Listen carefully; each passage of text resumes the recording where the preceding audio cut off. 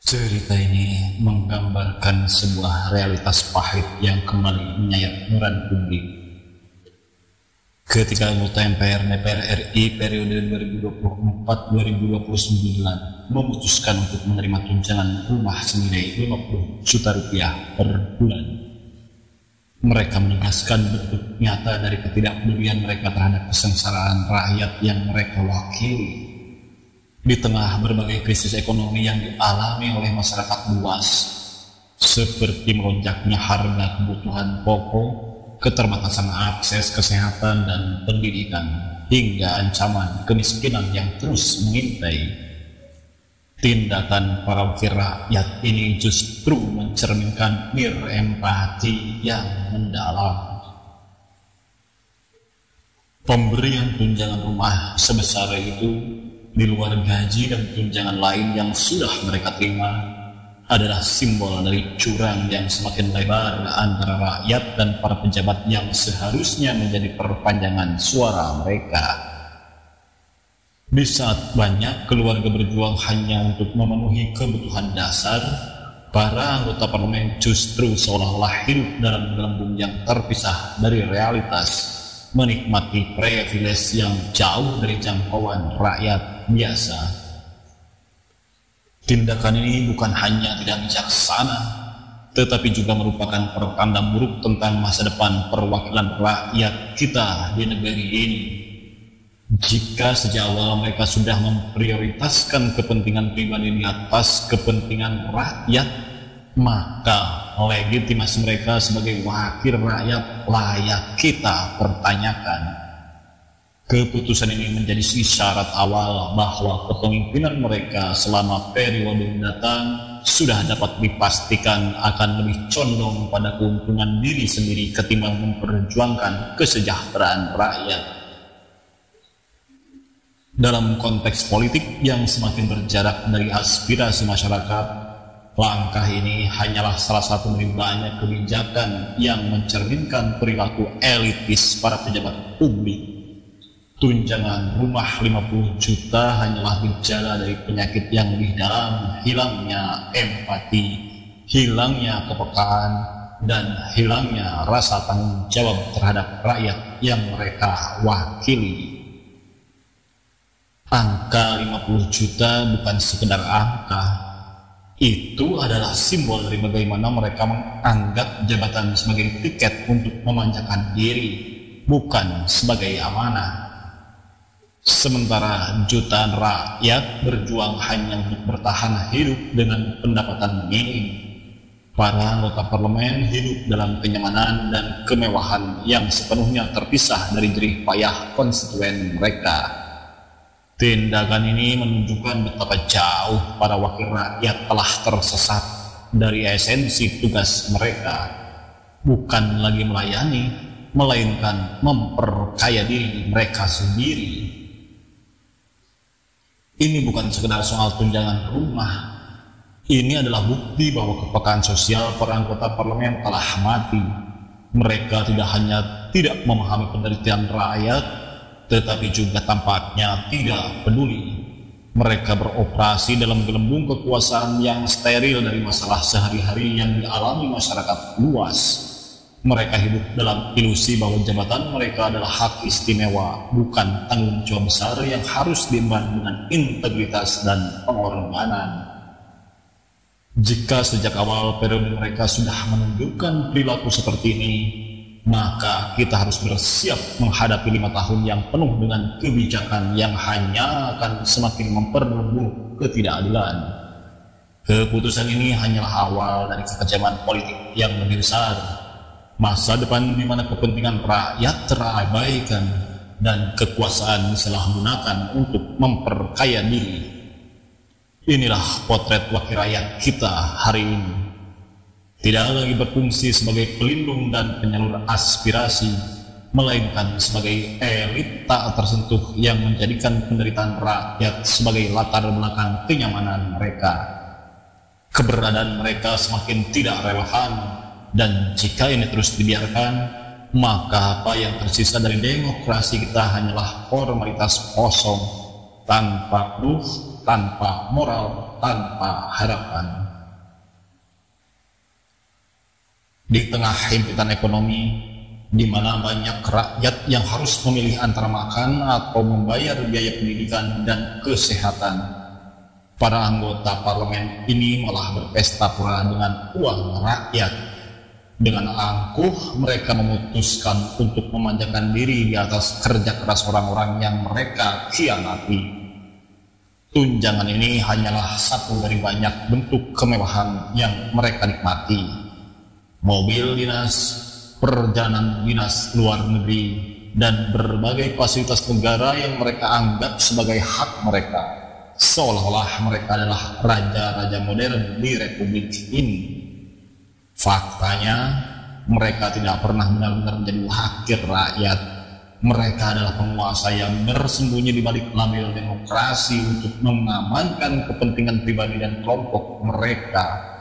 Mereka mengeksploitasi sistem yang sudah cacat, yang dapat dengan mudah dibeli oleh uang dan kekuasaan.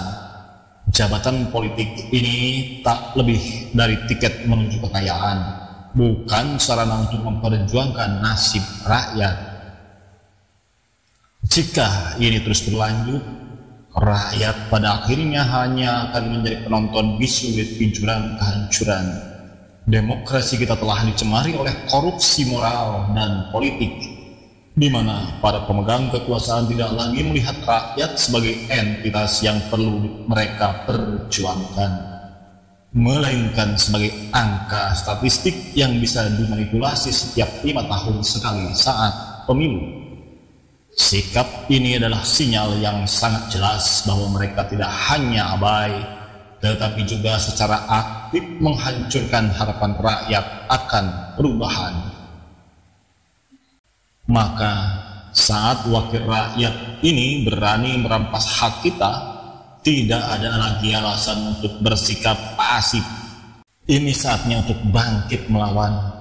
Rakyat harus menyadari bahwa kekuasaan sebenarnya ada di tangan mereka, bukan di tangan para politisi yang hanya menjadikan mereka komoditas politik. Jika kita terus diam, jika kita terus membiarkan, maka kehancuran bangsa ini hanyalah soal waktu.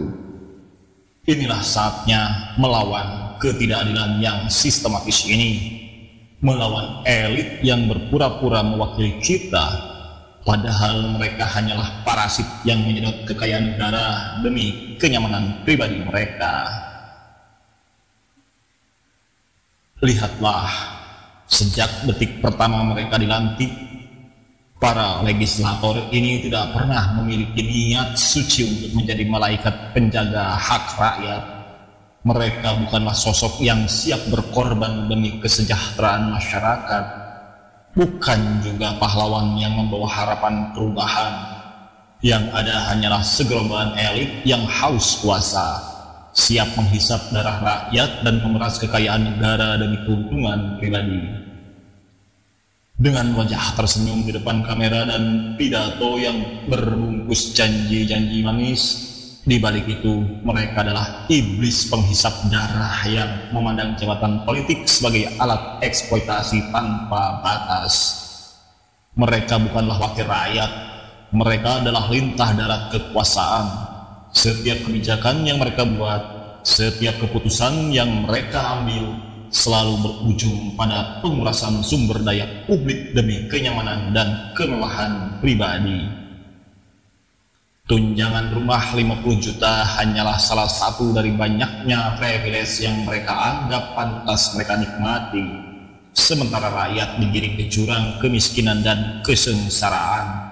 Mereka terus mempertebal dinding kemewahan, memisahkan diri dari realitas pahit yang dihadapi masyarakat sehari-hari. Tidak ada empati, tidak ada kepedulian. Mereka hidup dalam gelembung istimewa yang dipenuhi kemewahan, seolah-olah penderitaan rakyat adalah kisah yang mereka baca dari jauh tanpa pernah merasakan langsung. Dan sejak awal, niat mereka sudah jelas, memperkaya diri dan mengamankan kekuasaan, bukan melindungi atau memperjuangkan kepentingan rakyat. Mereka menancapkan kuku kekuasaan lebih dalam, menghisap darah rakyat dengan setiap kebijakan yang mereka bungkus rapi dalam retorika politik yang hampa. Inilah realitas yang harus rakyat sadari, bahwa tidak ada malaikat di balik gedung parlemen itu. Hanya iblis yang berpura-pura menjadi wakil. Mereka telah menunjukkan wajah asli mereka dari awal dan hanya akan terus memperburuk keadaan.